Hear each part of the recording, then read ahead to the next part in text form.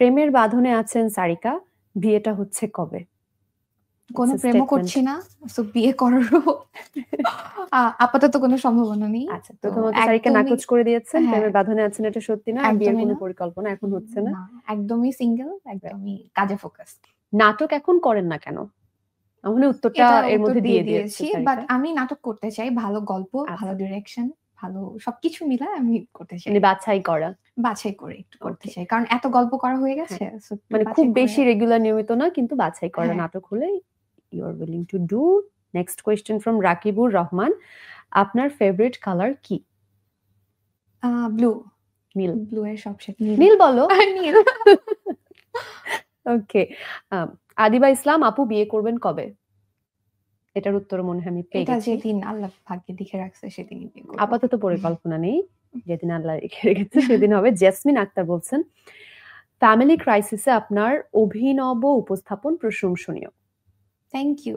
কোনো প্রশ্ন করেননি, প্রশংসা করেছেন। এইচএম মিসবাউদ্দিন কুতুবী বলছেন, আপনার সাথে কি দেখা করতে পারি? দুনিয়াটা তো গোল। কখনো না কখনো দেখা হয়েই যাবে ইনশাআল্লাহ।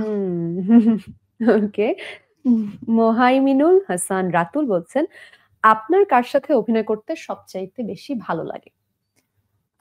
আমার কাছে তো অভিনয় মনে হয় রিঅ্যাকশন। সো যে ভালো অভিনয় করে সবার সাথেই করতে ভালো লাগে। খুবই ভালো উত্তর দিচ্ছে কিন্তু টেকনিক্যালি। না, না সত্যি এটাই জেনুইন কথা। মানে আমি সবসময়ই বলি যে আমার কোয়ার্টিস্ট যদি ভালো করে অটো আমার অ্যাক্টিং ভালো হয়ে যায়। সেটা তো সো অনেকের এটা সাথে আমি কাজ করা সেলফিশ হয়েই হয়েছে। বললাম। দু একজনের নাম বলতে পারো যাদের সাথে কাজ করতে বেশি এনজয় করেছো?